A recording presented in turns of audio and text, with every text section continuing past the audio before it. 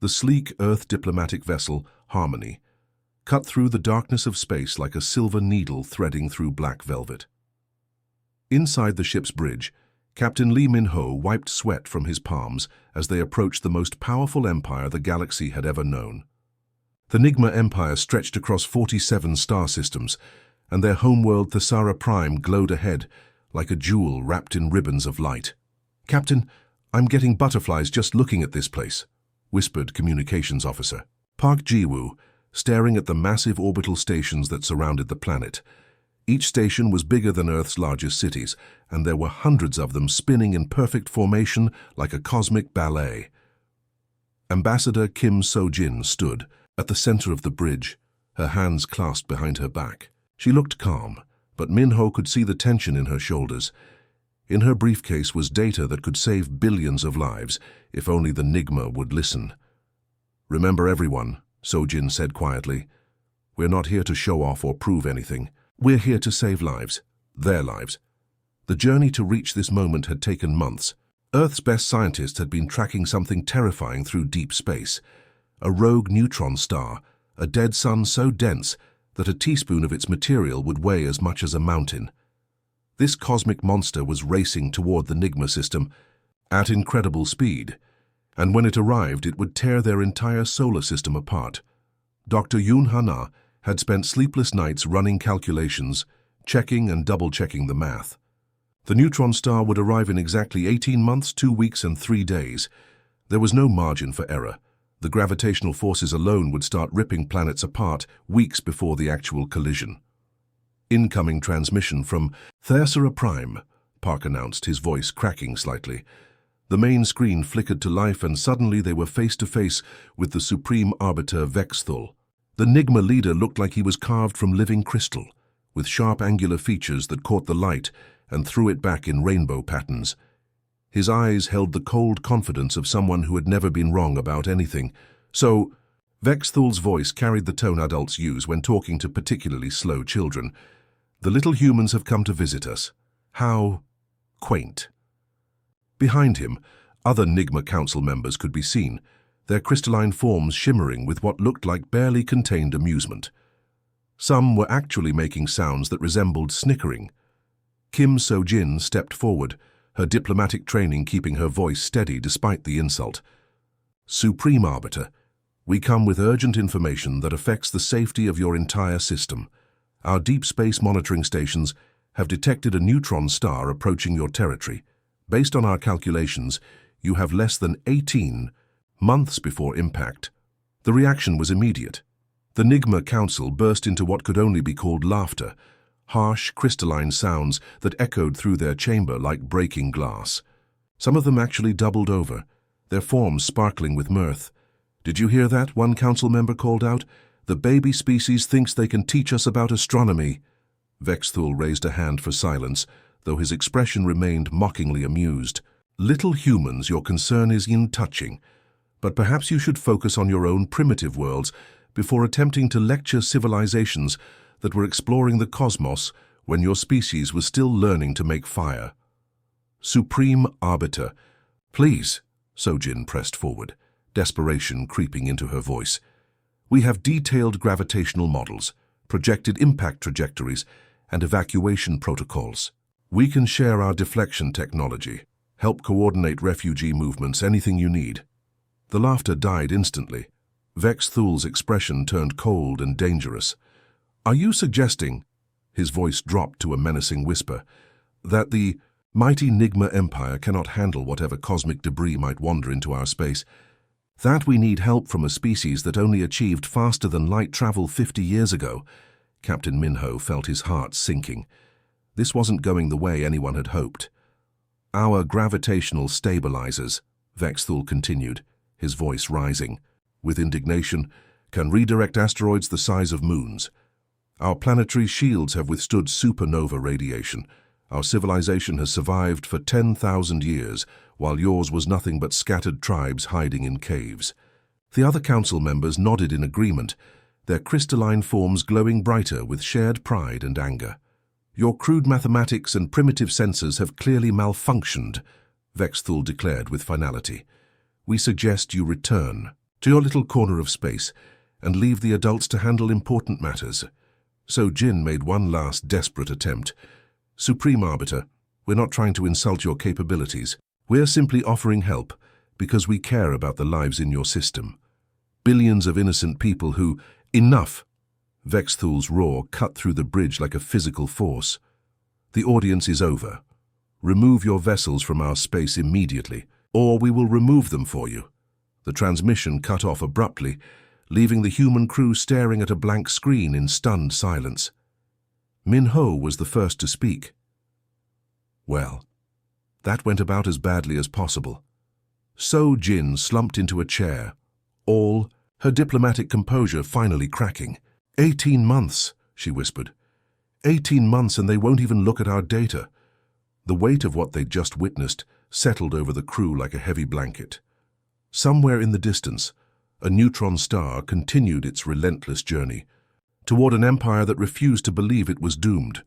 3 months had crawled by since the disastrous meeting with the NIGMA Empire, and Earth wasn't sitting idle. Deep beneath the Colorado Mountains, the Global Defense Coalition's command center hummed with activity 24 hours a day. The massive underground facility looked like something from a science fiction movie, with holographic displays showing star maps, ship movements, and most importantly, the terrifying approach of neutron star NS-2157. Admiral Choi Woo-jin stood before the largest hologram, a three-dimensional model of the NIGMA system that updated in real time.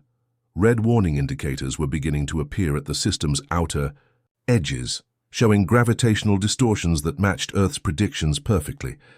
The outer asteroid belt is already showing signs of disruption, reported Dr. Yoon Hana, pointing to scattered debris patterns that looked like cosmic breadcrumbs. See these irregular orbits? That's the neutron star's gravity starting to pull things apart, just like our models predicted. Around the room, dozens of technicians monitored deep space communications, trying desperately to get messages through to the NIGMA system.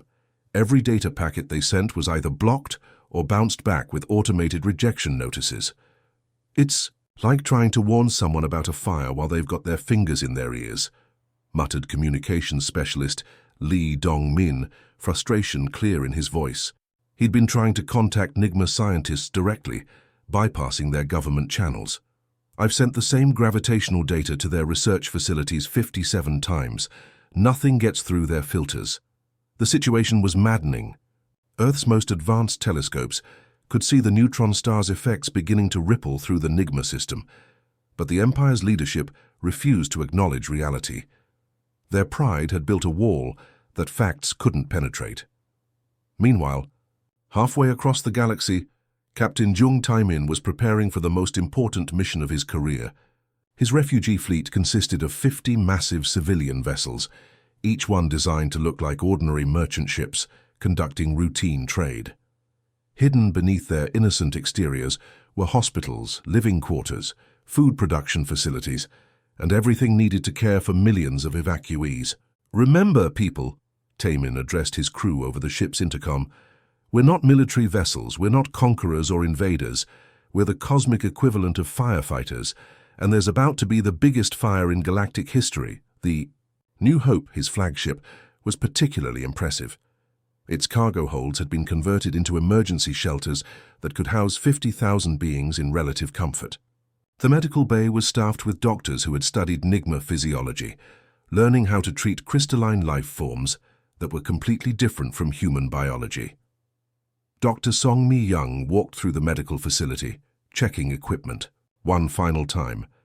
I never thought I'd be learning alien medicine, she told her assistant nurse Kim Hae-won, but if we're going to save lives, we need to know how their bodies work. The refugee ships positioned themselves just outside NIGMA, territorial space, close enough to respond quickly but far enough to avoid immediate military action. It was like setting up ambulances outside a burning building, while the people inside insisted there was no fire. On Thesara Prime, the NIGMA Empire's beautiful crystal capital, young scientist Krix Anna was living a nightmare. She worked in the Imperial Observatory, one of the most advanced astronomical facilities in the galaxy. Her job was to monitor cosmic phenomena and report any threats to the Empire's security. 3 months ago, she had laughed along with everyone else when the humans delivered their ridiculous warning. But as days passed and she began reviewing her own data, a cold dread settled in her crystalline core. The humans were right. Every calculation she ran confirmed their predictions. The gravitational anomalies at the system's edge matched the human models exactly. The neutron star was real, it was coming, and it would destroy everything she had ever known. This can't be happening, she whispered to herself, running the numbers for the 100th time. But mathematics didn't lie, and the math was terrifyingly clear. She tried to warn her supervisors, but they dismissed her concerns as contamination from human propaganda.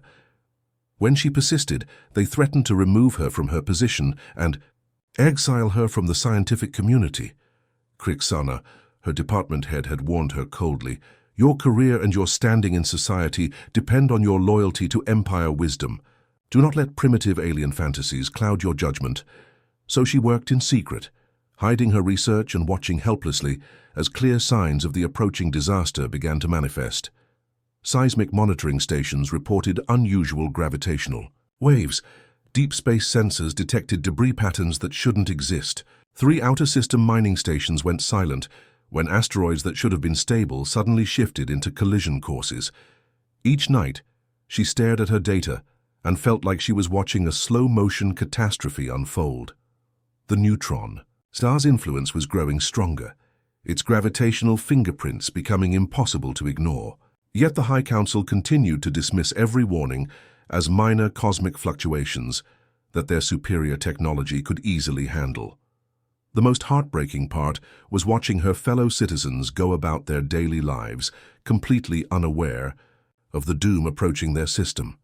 Children played in crystal gardens, while their parents worked in towering cities that would soon be nothing but cosmic dust. She began making secret recordings, documenting the signs of approaching disaster. If she couldn't save her civilization, at least she could preserve evidence of what had really happened.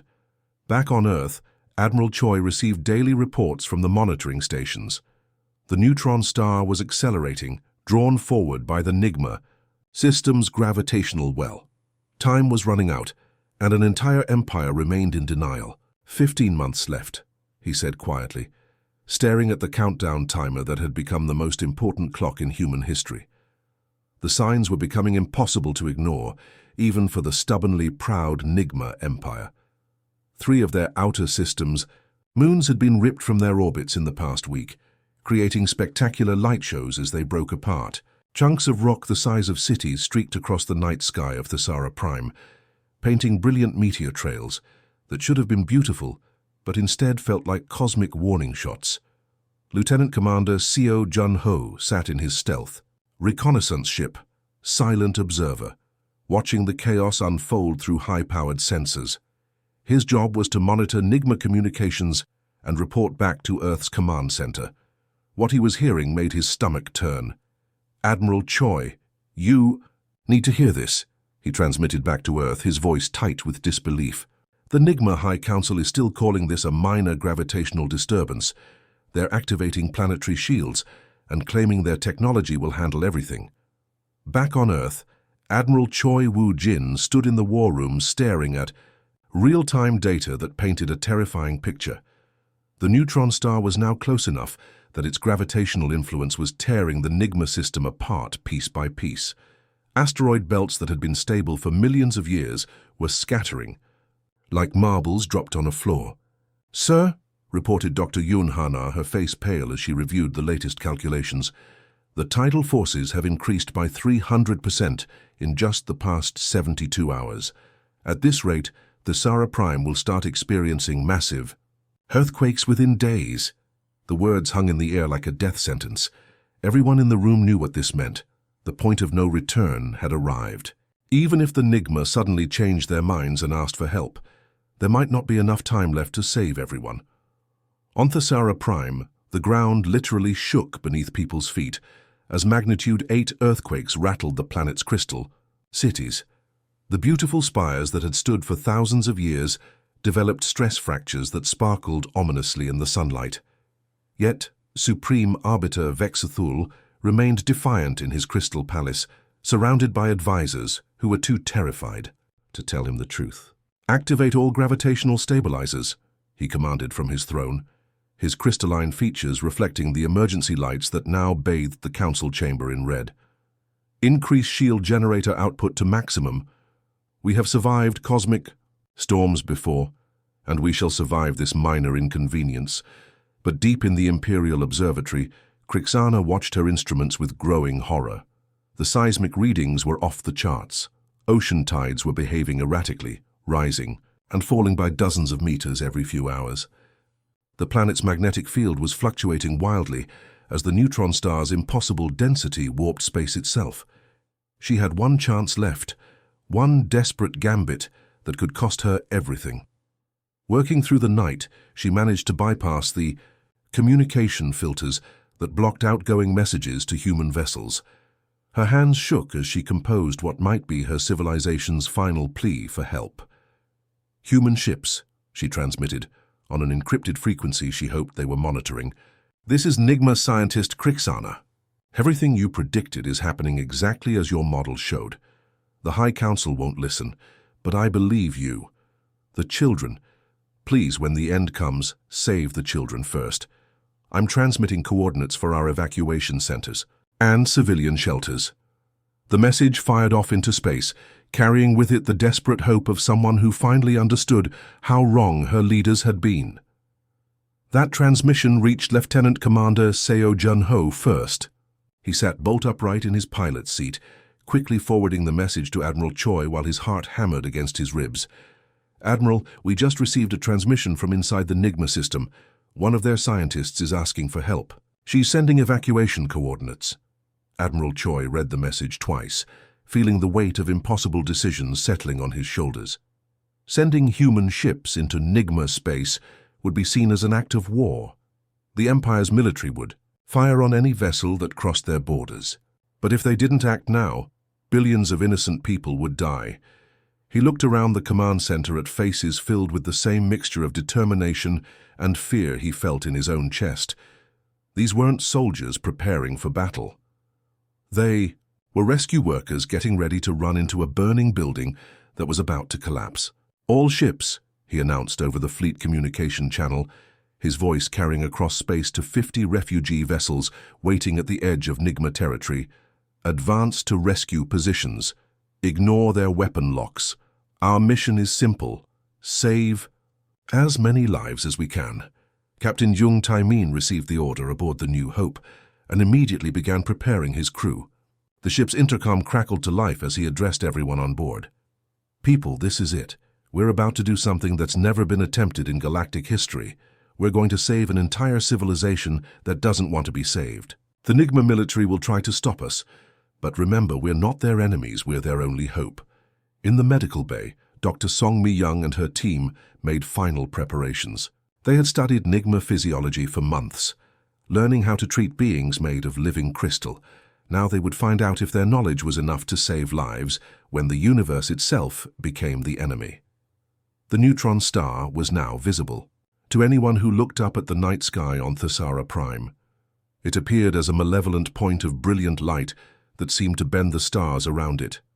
Scientists on other worlds watched in fascination and horror as space itself twisted into impossible shapes. Children on Thesara Prime pointed at the strange new star and asked their parents what it was. Most adults told them not to worry, that their leaders had everything under control, but some parents, looking at their children's innocent faces, felt a cold fear growing in their hearts. The countdown had reached its final phase. Humanity's greatest rescue mission was about to begin, racing against cosmic forces that could tear planets apart. Time was running out for everyone. The end came faster than anyone expected, even the humans who had calculated every detail of the approaching disaster.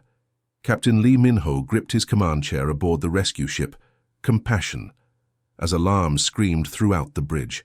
Through the viewports, Thesara Prime looked like a planet in its death throes. "Captain, the gravitational readings are going crazy," shouted Navigator Park Ji-woo, his voice barely audible over the ship's groaning hull. The Compassion was built for rescue operations, not for flying through space that was being twisted into impossible shapes by a neutron star's gravity. Down on the planet's surface, the crystal cities that had stood for millennia were cracking, apart like glass sculptures dropped from a great height.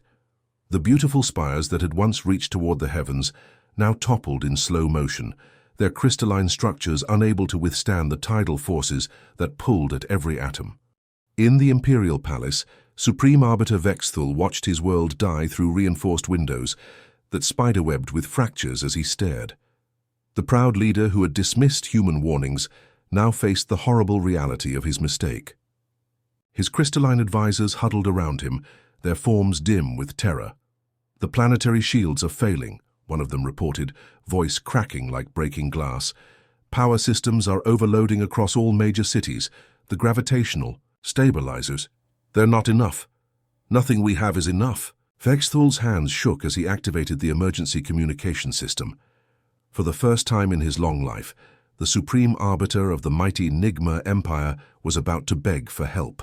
Human vessels, his voice carried across space, stripped of all arrogance and filled with desperate fear.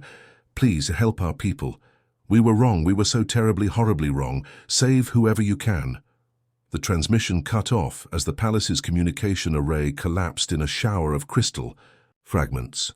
The last words of the NIGMA Empire's leader were lost in static and debris. Captain Lee Min-ho didn't hesitate. "All hands, prepare for emergency atmospheric entry. We're going down there." "Sir, the gravitational shear will tear us apart," warned his engineering officer, Petty Officer Kim Dong-hwan. "Then we better work fast," Min-ho replied grimly. "Take us down." The Compassion dove through Thesara Prime's atmosphere like a meteor, its heat shields glowing white-hot as it fought against gravity that kept changing directions. In the cargo bay, Dr. Song Mi-young and her medical team braced themselves. As the ship bucked and rolled, "Emergency beacon detected," called out Communications Officer Yoon Subin. "It's coming from a civilian shelter in the capital district. They're trapped under debris." "Set us down as close as you can get," ordered Min-ho. The ship touched down with a bone-jarring impact in what used to be a public park. Now it was a field of crystal shards and upturned earth where the ground itself had been pulled in different directions by the neutron star's impossible gravity. "Rescue teams, move out," Dr. Song called to her people as the cargo bay doors opened. What they found outside would haunt them forever. NIGMA civilians wandered through the ruins in shock, their crystalline forms dulled with trauma and fear. Many were injured, their bodies cracked and chipped from falling debris. Children huddled against adults, their usual bright glow dimmed to almost nothing. "Over here," Sergeant Kim Dong-hwan called out, leading a team toward a collapsed building where faint emergency signals still blinked. "I can hear voices inside." The rescue operation that followed was a desperate race against time and physics itself. Human medics worked frantically to treat injuries they had only studied in textbooks, while engineering teams cut through crystal debris with tools that were never designed for this kind of work. Among the survivors, they pulled from the wreckage, was Krixana, the young NIGMA scientist who had tried to warn her people. She clutched data cores containing centuries of NIGMA scientific knowledge, her form flickering weakly. "The children," she gasped to Dr. Song as they loaded her onto a medical stretcher. "Did you save the children from the education center?" "We're trying," Dr. Song promised, though she wasn't sure how many they could reach in time. All around them, Thesara Prime was dying. The ocean had become a churning mass of impossibly high waves that defied every law of physics. Mountain ranges twisted like rope as the planet's crust was pulled in different directions. The sky itself seemed to ripple as the neutron star's gravity bent light into strange patterns. From orbit, other human ships were conducting their own rescue missions. Captain Jung Tai-min's New Hope had positioned itself near a space station that was slowly being torn apart, using its cargo bay as a temporary shelter for evacuees. "We've got another 1,000 refugees aboard," reported his first officer. But the station's outer ring just broke free. "It's going to collide with the inner sections in about 10 minutes. "Then we have 10 minutes to get everyone else off," Jung replied, watching as pieces of the station drifted past his viewport like deadly confetti. The neutron star itself was now visible as more than just a point of light. It had become a cosmic monster, its accretion disk glowing with the light of 1,000 suns as it consumed everything in its path. The gravitational waves it generated were so powerful they could be felt as physical sensations even inside the shielded human ships. On Thesara Prime's surface, the final moments came with terrifying swiftness. The planet's core could no longer hold together against the neutron star's pull. With a sound like the universe itself screaming, the world that had been home to billions began to collapse inward. Captain Minho watched from the Compassion's bridge as they climbed away from the dying planet, their cargo holds packed with survivors. Below them, the crystal cities that had once been the pride of the galaxy crumbled into nothing.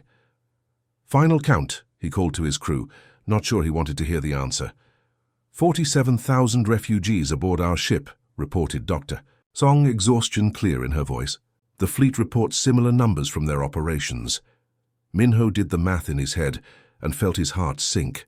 They had saved hundreds of thousands, maybe even a few million, but Thesara Prime had been home to over 8 billion souls. The last transmission they received was from an automated emergency beacon, broadcasting in the NIGMA language. "This is Thesara Prime Emergency Command. Our world is ending. Remember us." Then there was only silence, as the neutron star's hunger consumed everything that remained. 6 months after the destruction of Thesara Prime, the colony ship New Dawn approached a blue-green world that would become home to 3 million NIGMA refugees. The planet, designated Kepler 442b but already being called New Thesara by its future inhabitants, hung in space like a jewel of hope against the darkness. Ambassador Lim Yu-jin stood in the observation deck alongside Crixana, watching their new world grow larger through the massive viewport. The NIGMA scientist had changed dramatically since the disaster. Her crystalline form, once bright and confident, now carried the weight of survivors' guilt and the responsibility of leading her scattered people. "It's beautiful," Crixana whispered, her voice carrying harmonics of wonder and sadness. "But it's not home. Home is what we make it," Lim replied gently. "Your people have been through hell, but you're still here. That means something." The rescue operation had been the largest humanitarian effort in galactic history, but the numbers still haunted everyone involved. Out of the NIGMA Empire's 12 billion citizens, only 4 million had survived. Most were civilians who had been in the right place at the right time when human ships arrived, or lucky enough to be on space stations that could be evacuated quickly.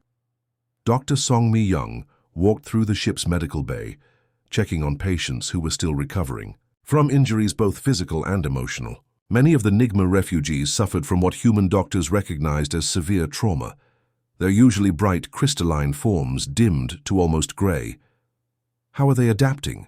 asked Nurse Kim Hae-won, reviewing patient charts on her tablet. "Better than expected, actually," Dr. Song replied, watching a group of NIGMA children playing a quiet game that involved creating light patterns with their hands. "The young ones are resilient. It's the adults who are struggling most with the reality of starting over." The integration process had been challenging in ways no one had anticipated. NIGMA physiology was completely different from human biology. They didn't eat food the way humans did, instead absorbing minerals and energy directly from crystalline structures. Their communication included harmonic frequencies that human ears couldn't detect without special equipment. But perhaps the biggest challenge was cultural. The NIGMA had been the dominant species in their region of space for thousands of years. They were used to being teachers, not students. Now they found themselves dependent on a species they had dismissed as primitive just months before. Captain Jung Tae-min had been appointed as the liaison between human colonial administration and NIGMA leadership. It was a delicate job that required equal parts diplomacy and psychology. "The biggest problem isn't resources or housing," he explained to Admiral Choi during one of their regular video conferences. "It's pride. These people went from ruling an empire to being refugees. For overnight, many of them are having trouble accepting help." Admiral Choi nodded from his office back on Earth. "What's our status on the memorial project?" "Construction should be finished next week. Crixana has been working with our architects to make sure it honors both cultures appropriately. The memorial had become more important than anyone initially realized." It wasn't just a monument to the dead, but a symbol of hope for the living. The design incorporated both human and NIGMA artistic traditions, creating something entirely new that belonged to both species. On the surface of New Thesara, the first permanent settlement was taking shape. Prefabricated human buildings stood alongside experimental structures designed specifically for NIGMA physiology. The most impressive was the community crystal, a massive structure that could channel and amplify the harmonic communications that were essential to NIGMA culture. Young NIGMA like Crixana had adapted quickly, working alongside human scientists and engineers to build their new society. But older refugees struggled more. Some spent their days staring at the alien sky, mourning not just their lost loved ones, but their entire way of life. "I keep expecting to see Thesara's twin moons," admitted Elder Zixara, one of the few NIGMA government officials who had survived. "These stars are wrong. This sky is wrong. Everything is wrong." Crixana had become unofficial spokesperson for her people, a role she never wanted but accepted out of necessity. She spent her days moving between the human administrators and NIGMA refugees, translating not just languages, but entire world views. "We have to remember why the humans saved us," she told a gathering of NIGMA survivors one evening, her words creating beautiful light patterns in the air as she spoke. "Not because they wanted to prove they were better than us, not because they expected something in return. They saved us because it was the right thing to do." That kind of compassion is something we need to learn. The memorial service was held on the first anniversary of Thesara Prime's destruction. Humans and NIGMA gathered in the settlement's central plaza, which had been designed specifically for this moment. The memorial itself was a work of art that told the story of two species learning to heal together. At its center stood a crystal formation that had actually come from Thesara Prime, one of the few physical remnants of the lost world that had been recovered from the neutron star's debris field. Around it, holographic displays showed images of the world that was, while speakers played recordings of NIGMA music mixed with human symphonies. Ambassador Lim Yu-jin spoke first, her words, simple but powerful. "We gather today not to celebrate victory, but to honor loss, to remember that wisdom and humility might have prevented this tragedy, but also to celebrate the bonds that can form between species when we choose compassion over pride." Crixana followed, her harmonic voice carrying across the plaza as she spoke in both languages. "My people were wrong. We let arrogance blind us to truth, and billions paid the price for our pride. But from this tragedy, something new is being born, a society built not on the idea that one species is superior to another, but on the understanding that we are all stronger together." The ceremony concluded with a moment of silence that lasted exactly 18 minutes and 27 seconds, the amount of time it had taken for Thesara Prime to die once the final collapse began. As night fell over New Thesara, humans and NIGMA worked side by side to maintain the colony's systems, their different but complementary skills, creating something neither species could have achieved alone. Children of both species played together in the plaza, their laughter mixing human joy with NIGMA harmonic celebration. News of humanity's response to the NIGMA disaster had spread throughout the galaxy. Other alien governments, many of whom had dismissed humans as an insignificant backwater species, began establishing formal diplomatic relations with Earth. Trade agreements followed, then scientific partnerships, then something that looked remarkably like friendship. The species that had been laughed at for their primitive mathematics had proven themselves to be the most civilized beings the galaxy had ever known. Not through conquest or intimidation, but through the simple act of caring about others when caring was difficult. Crixana stood on her balcony that night, looking up at stars she was still learning to recognize. In her hands, she held a small crystal flower, a memorial token for the world that was gone forever. Tomorrow would bring new challenges as two species continued learning to build a life together. But tonight, under alien constellations, hope was growing in the darkness, the NIGMA Empire was dead, but something better was taking its place.